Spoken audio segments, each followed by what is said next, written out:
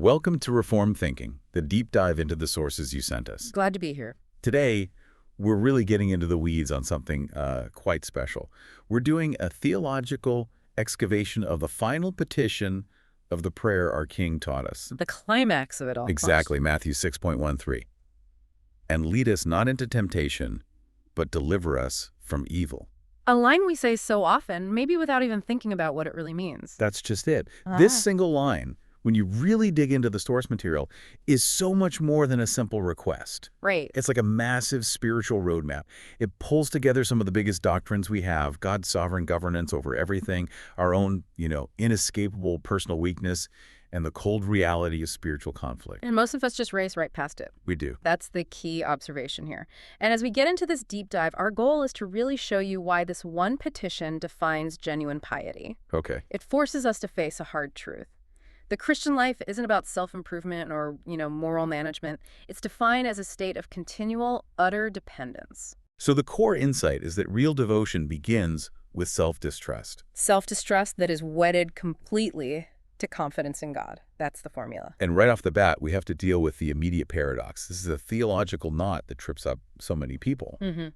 If we know, based on Scripture, James 1.13 is the big one, that God absolutely tempts no one to evil. He doesn't solicit us towards sin. Never. Then why are we instructed by Jesus himself to ask God not to lead us into temptation? It almost sounds like we're asking him not to do something he wouldn't do anyway. And that tension is absolutely central. If you don't get that right, you get the whole prayer wrong. So what's the key? It demands a really precise theological distinction between two concepts. On one hand, you have God's sovereign providence. That's how he orders the circumstances for our lives, governing every step, every pressure, every single trial we face. Okay, his total control. Total control. On the other hand, you have the actual solicitation to sin. And that arises exclusively from the hostile forces of the world, our own flesh, and the devil. So God's in control of the situation, but not the author of the evil impulse. Perfectly put. So the prayer becomes a plea for God to govern our path in mercy, to set the limits of the trial. It's not a request for him to avoid acting in a way that would be against his own holy nature. Okay, let's unpack this. I think we have to start with the structure, because Jesus didn't just throw these lines together randomly, did he? Not at all. The very organization of the Lord's Prayer sets the whole context for this final desperate cry. So to really feel the urgency of this last request, we have to see the whole prayer as a coherent theological roadmap, as the sources put it. It is. It's strategically structured to be the absolute opposite of self-reliant religion. You mean the kind of showy, performance-driven prayer life that Jesus was just critiquing a few verses earlier in Matthew 6? Exactly that. It starts with what the sources call the vertical orientation. This is a decisive rejection of self-centered religion. You are not allowed to jump straight into your personal needs list. Right. The first three petitions force you to align your heart entirely with God's own priorities. It's an act of allegiance before petition. You start with, hallowed be your name. Then, your kingdom come. And finally, your will be done. God's reputation, his reign, and his desires. Yes. That structure dictates that every personal request that follows has to be filtered through that established allegiance. You're acknowledging the general before you start requesting logistics for your little part of the battle. And only after that, after God's priorities are set, does the framework shift to the horizontal orientation, addressing human needs. And that transition is so essential. It shows that even our requests for food or pardon are themselves acts of submission to his sovereign will. We're basically asking for the tools we need to fulfill those first three petitions. So our needs serve his glory, not the other way around. That's it. It's a masterpiece of theological framing. It ensures that disciples never, ever view their personal salvation or physical comfort as an end in itself. It's always a means to the higher end of God's glory. And within that second part, the part focused on our needs, the structure has this clear, logical, and escalating progression. A real escalation in urgency, yeah. It culminates precisely in our petition for deliverance. The first step is provision. Right. Give us this day our daily bread. It's acknowledging our physical dependence. A plea for basic material sustenance, the strength and resources we need just to exist and keep serving him day to day. It's an anti-anxiety prayer, really, recognizing we need his handouts every morning. But then the prayer immediately scales up from the physical to the spiritual. It moves to pardon. And forgive us our debts, our sins. So this is about cleansing the record of past moral failures. It addresses our legal and moral standing before God. The debt is cleared, we can stand accepted. But, and this is the striking part, the prayer doesn't stop there. It doesn't just stop once the slate is clean and our stomachs are full. No, it continues. It escalates to the highest necessity of all, preservation. The final request is for protection from future spiritual ruin. It defines spiritual survival as the most critical human need. More critical than bread, even. That structural significance is huge. It defines the believer not just as a pardoned sinner, someone whose history has been redeemed, Right.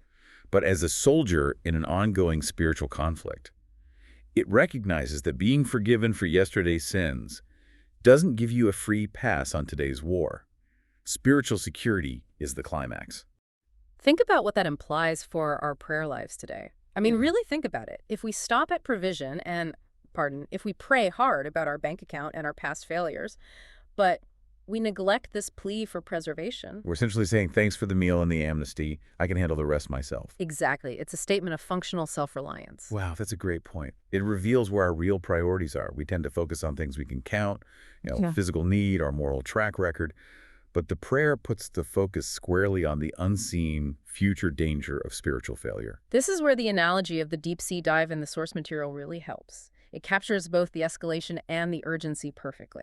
Okay, walk us through that. Well, provision requesting enough oxygen and working equipment and, ensuring the decompression stops are clear, those are vital preparatory steps. They get you ready for the mission. Right, you can't go down without them. But the mission's ultimate climax, the moment of acute danger, is the plea to the surface crew. It's you on the radio saying, "Don't let me drift into the crushing depths of the deep and pull me out of these shark-infested waters." The focus shifts entirely to surviving the hostile environment. The deadly environment, yeah, and being decisively pulled back to safety.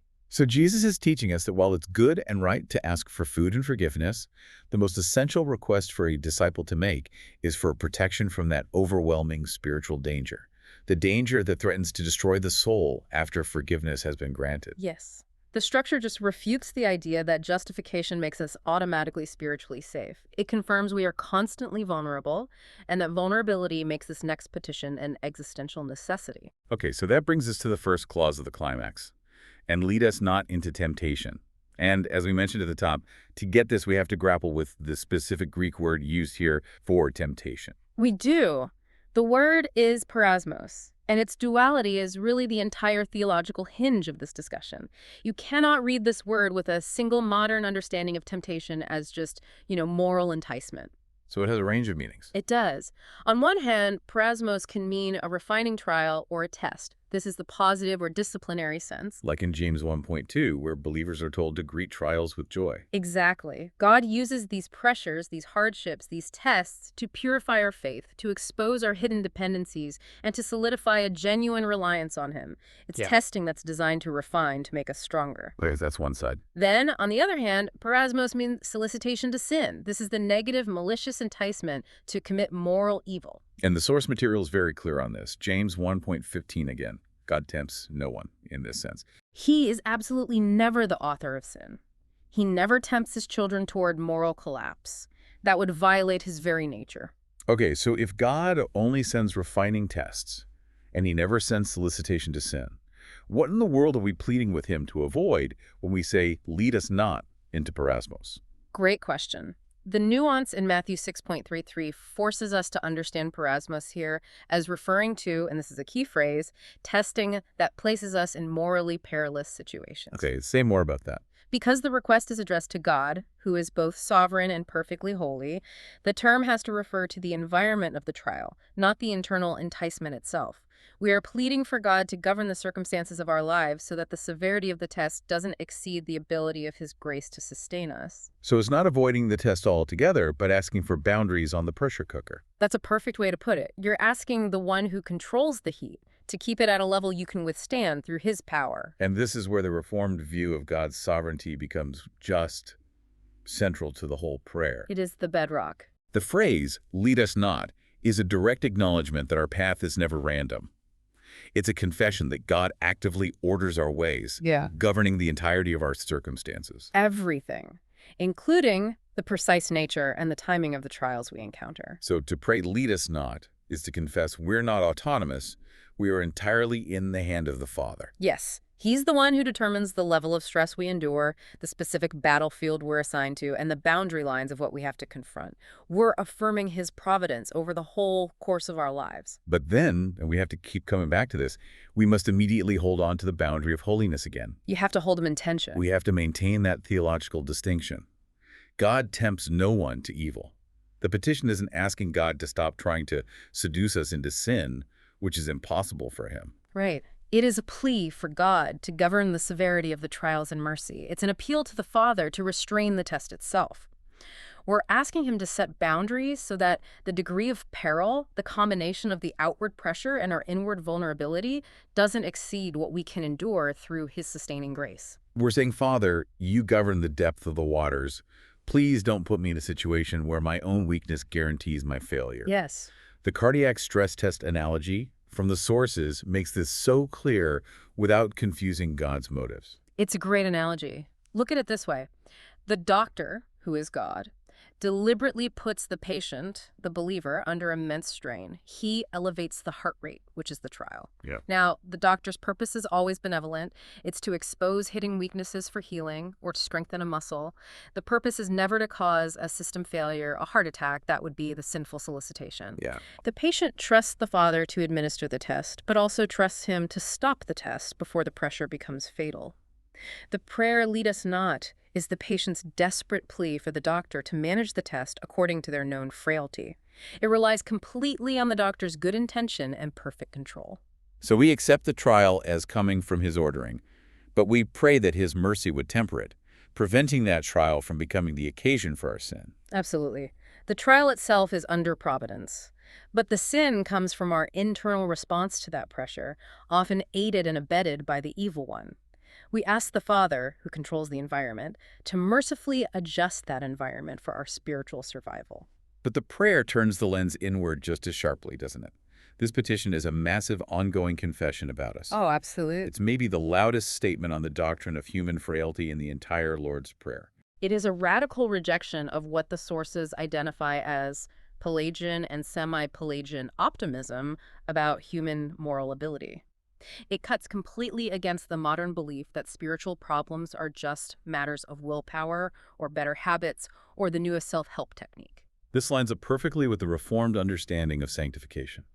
It insists that apart from God's moment-by-moment sustaining grace, even the most mature, the most committed believer would just spiritually collapse under extreme pressure. This all hinges on the doctrine of remaining corruption.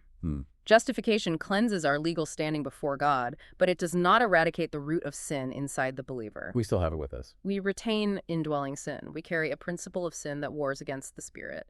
The believer, even the committed saint, is described as prone to wander, easily entangled, and vulnerable to deep deception.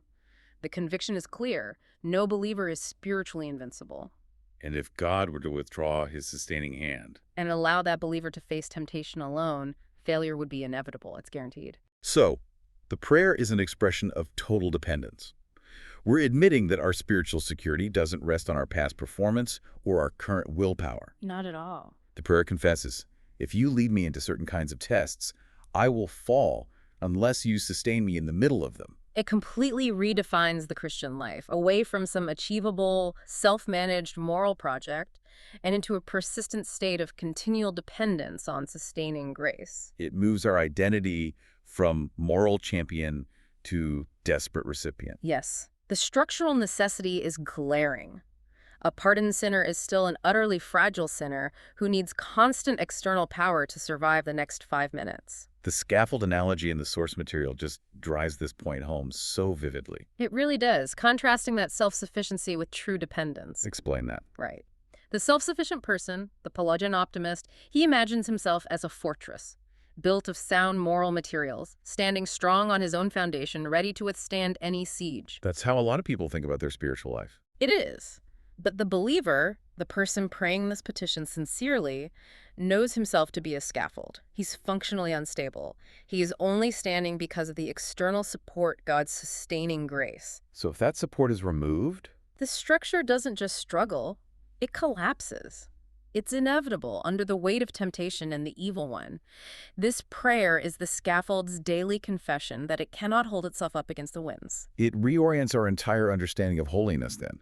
Holiness isn't something we generate from within. It's what we receive and rely upon moment by moment. So lead us not into temptation is less about fearing God's nature, and it's everything about confessing our own nature. That's it. We are fundamentally too weak to survive certain tests if he doesn't hold the reins of providence very, very tightly. And that deep sense of confessed frailty, that sets the stage perfectly for the second half of the petition, the plea for a decisive external rescue. Exactly. The transition with the word but in the Greek, it's Allah, is a logical pivot. It moves us from the passive request, don't lead me into the worst danger, to the active, urgent plea. Actively rescue me from the danger I'm in right now. Yes, it's a balancing and intensifying complement, as the source puts it. It moves the focus from passively limiting our exposure to actively pleading for God to exert his unique strength to rescue us. And we need to look at the specific verb for deliver here, because the sources describe it using some very intense language. Yes, the Greek verb is rumai, and it is absolutely a strong term. It denotes a rescue from acute danger. So this isn't asking for a helping hand. Not at all. It describes the decisive action of a powerful rescuer who snatches someone from imminent peril. This is a sharp contrast with, say, just gentle assistance offered to a basically self-sufficient person. Precisely. The use of rumai inherently implies helplessness. By using this verb, we are confessing that the currents of sin and satanic opposition are too powerful to be navigated by unaided human will. We've passed the point of being able to manage the situation. We require a supernatural intervention, a definitive act of snatching. Let's go back to that water analogy. This isn't a swimming coach yelling advice from the shore while the person practices their stroke. No, this is a crisis scenario. Rumai describes a lifeguard diving into storm-tossed waters to physically seize a drowning swimmer who has lost all ability to save themselves. So the prayer is saying, I'm drowning, my strength is gone. I acknowledge I'm drowning, and only your swift, powerful action can pull me out now. This is a confession of zero self-salvation capability in the moment of temptation.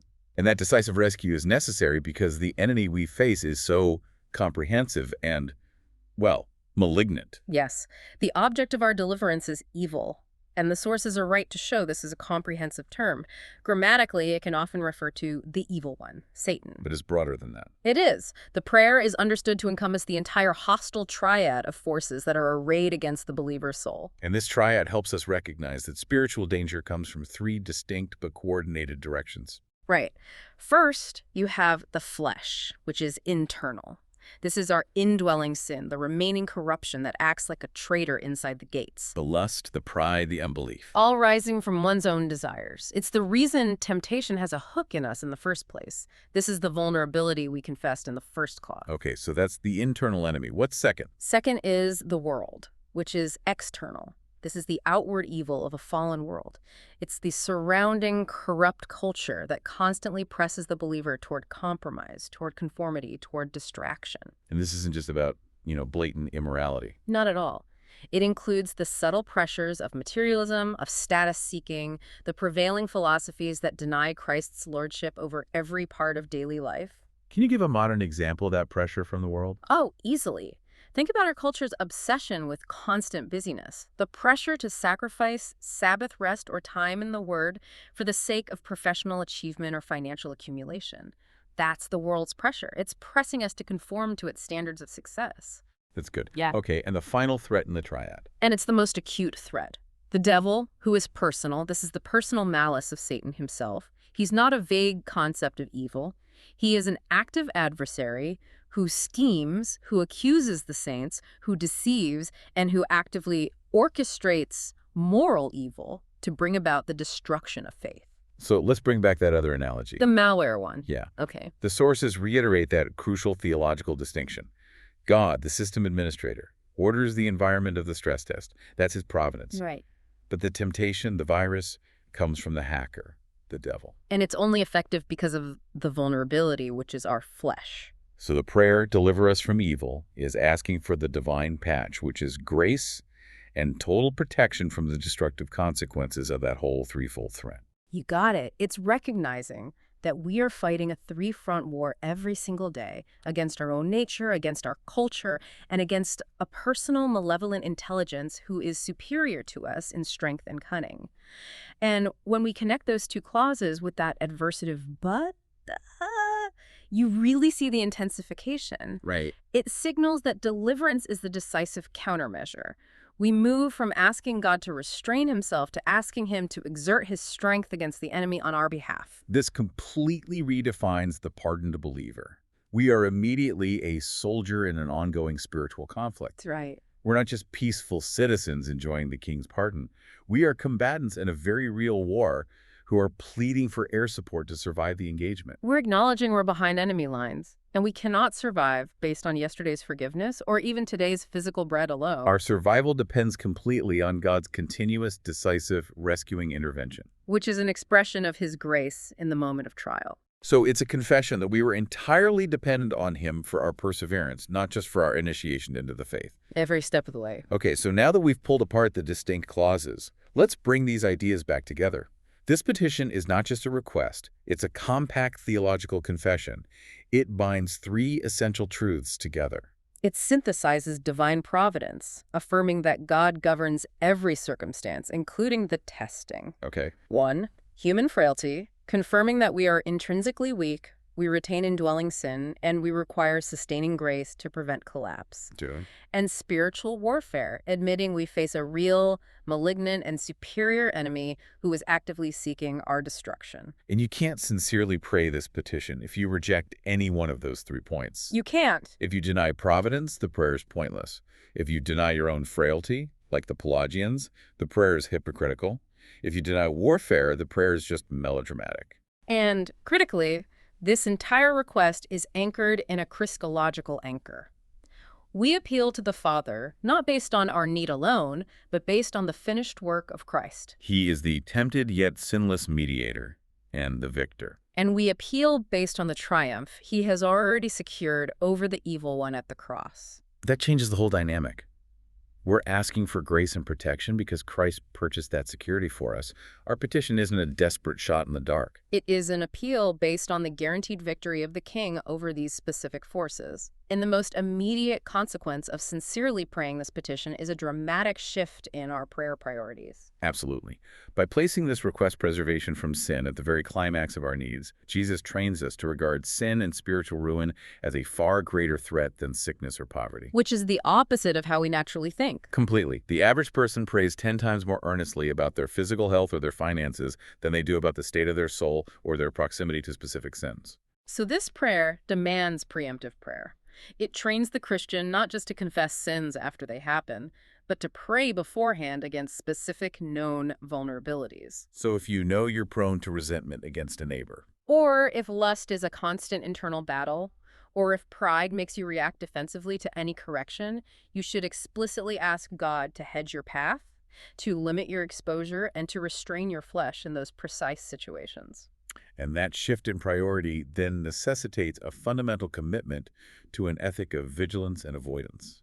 If we sincerely ask God for deliverance from a specific temptation, our actions have to line up with that request. The sources are blunt here. They call it a practical contradiction to pray for deliverance while at the same time voluntarily walking into environments that feed the flesh. You can't ask God to pull you out of the shark tank while you're actively jumping in for a swim. You can't. The prayer demands immediate self-critical examination of our habits, our media consumption, our relationships, our routines, everything. This means taking costly steps. It does. If the sincere prayer is, "Deliver me from the evil of sloth," you have to then take the costly step of turning off the television and opening a book or finding accountability for your time. If the prayer is, "Deliver me from lust," The costly step involves installing accountability software, changing your social media habits, or maybe even ending specific relationships that routinely pull your heart toward compromise. it's fleeing temptation. It's using the way of escape that God provides. And actively building hedges around our own path. We don't rely on self-confidence or our ability to handle a situation. We rely entirely on God's protection, which often comes through the wisdom and the spiritual discipline. He enables us to exercise in fleeing before the danger becomes overwhelming. The prayer pushes back hard against the arrogance of presumption. In a way, the sincerity of the prayer is tested by the readiness of our action. If you pray this and then take no steps of vigilance, you're effectively lying to the Father about your priorities. But despite the gravity and the urgency of the prayer, it offers immense pastoral comfort. For the believer, who is keenly aware of their frailty, Yes, who feels battered by the constant pressure of that threefold enemy. where does that comfort come from? It comes first from the assurance of God's limit. The sources affirm the promise from 1 Corinthians 10:13 that God will not let you be tempted beyond your ability. So we're assured that God, the sovereign doctor, limits the intensity of the trial. He limits it so that it does not exceed the believer's capacity to endure through his grace. He measures the pressure exactly. And the fact that Jesus commanded all his disciples to pray this way. The mature and the immature, yes. It confirms that the presence of temptation doesn't mean you've been abandoned or that you're exceptionally weak. It means you are a normal disciple, a normal soldier in the conflict who is expected to appeal continually to the commander. Your spiritual exhaustion is acknowledged and provided for in the king's own instruction. And finally, just the consistent repetition of this prayer throughout the Christian life. It confirms that preservation is God's gift. It is not our achievement, but God's gift. Every single time we pray this, we are making a hopeful anti-anxiety confession. We're saying, left to myself, I will fall. And simultaneously, my Father, through Christ, will keep me. It transforms the feeling of weakness, the very frailty we confess, into the foundation for our hope. Our security rests entirely on His faithfulness to hear this urgent cry. It's a remarkable synthesis, isn't it? Our biggest confession of personal inadequacy is wrapped up in our greatest statement of theological confidence. So as we wrap up this deep dive into Matthew 6.13, we see that the final petition of the Lord's Prayer is, well, it's the ultimate statement of dependence. It is. It's the climax of human need. It moves past forgiveness of the past to active preservation in the future. And we've established that true piety is really defined by self-distrust that's wedded to complete confidence in God. Which requires us to align our daily vigilance with our desperate request for a decisive rescue from that hostile triad, the world, the flesh, and the... The Christian life, then, according to this prayer, is a state of perpetual engagement with the King, asking Him to govern our circumstances, recognizing our weakness. and pleading for the swift, strong action of His rescue. It's a life lived on our knees. And the sources point out one last thing. This petition has an eschatological horizon. It doesn't just concern today's temptation. It looks forward to the final deliverance, when the evil one will be entirely vanquished, and the kingdom will come in full. So there's a now and a not yet to it. Exactly. Which leaves us with this.